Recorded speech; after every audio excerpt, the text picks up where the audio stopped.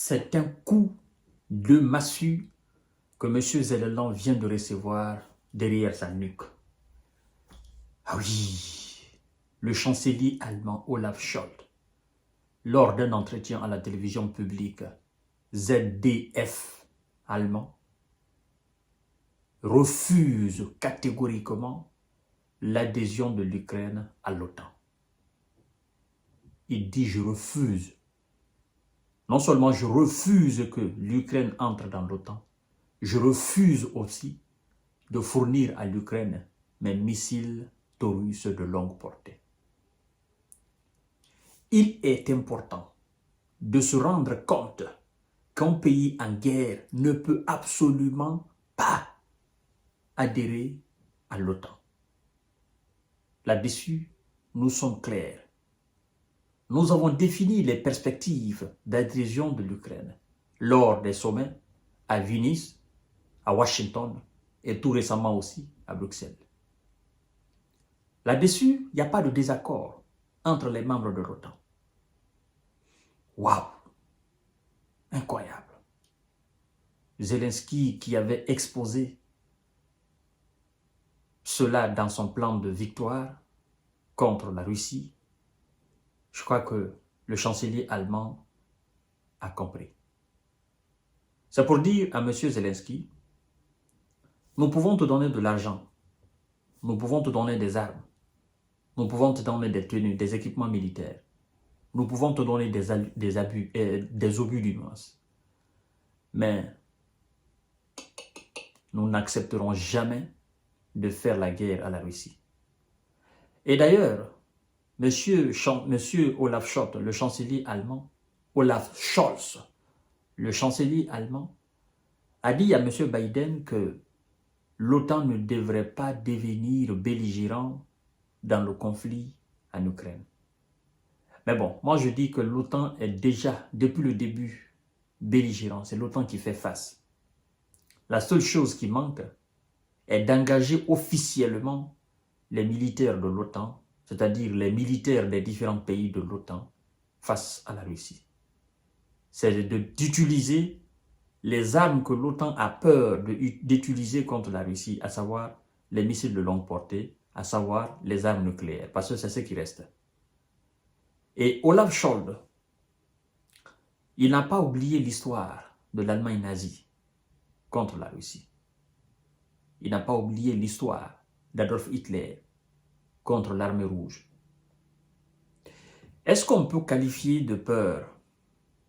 Je dirais, c'est les deux, la prudence et la peur. Je crois que Olaf Scholz ne veut pas être ce chancelier qui veut contribuer largement au déclenchement d'un troisième jet mondial. Et au vu de tout ça, qu'est-ce que l'on peut dire aujourd'hui à M. Zelensky? Lorsque les Américains vous disent qu'ils ne peuvent pas vous accepter dans l'OTAN parce que vous êtes un pays en guerre, lorsque les Allemands vous disent qu'ils ne peuvent pas vous accepter dans l'OTAN parce que vous êtes un pays en guerre, lorsque les Britanniques vous disent la même chose, les Français vous disent la même chose, vous êtes sûrement en mesure de vous poser la question, mais pourquoi alors vous m'avez dit de faire la guerre à la Russie? Pourquoi? Pourquoi? Et à partir du moment où vous vous posez cette question, à l'instant T même, vous avez votre réponse. Entre la Russie et le bloc occidental, votre ennemi, c'est le bloc occidental, ce n'est pas la Russie. Ce sont eux qui vous ont poussé de faire aujourd'hui ce que vous avez accepté depuis le début. Et ils sont en train de se débarrasser de vous. Vous êtes devenus encombrants. Vous avez perdu votre pays, vous avez perdu votre jeunesse, vous avez perdu votre population, vous avez perdu tout ce que vous aviez par le passé. Vous avez perdu votre dignité. L'indépendance, on n'en parle même pas. Vous êtes devenu un État mendiant. Vous quémandez de l'argent, vous quémandez des obus, vous quémandez des munitions, vous quémandez tout. Votre pays est devenu un pays mendiant. Votre économie est décidée par l'OTAN. Mais ce même OTAN n'est pas prêt à vous accepter à son sein. C'est là, M. Olaf Scholz et les membres de l'OTAN viennent de poignarder M. Zelensky. Mais il savait de toutes les façons qu'il ne sera jamais accepté. Il ne va jamais adhérer à l'OTAN en tant que cette situation conflictuelle se passe dans son pays. Et il faut qu'il sache qu'il ne pourra jamais intégrer l'OTAN. Parce que l'objectif de l'opération spéciale militaire, c'est ça. C'est ça, ça fait partie des accords. L'Ukraine doit rester un pays neutre. L'Ukraine ne doit jamais entrer dans l'OTAN. L'Ukraine ne doit jamais posséder l'arme nucléaire. Sans quoi, la Russie effacera l'Ukraine sur la carte de l'Europe.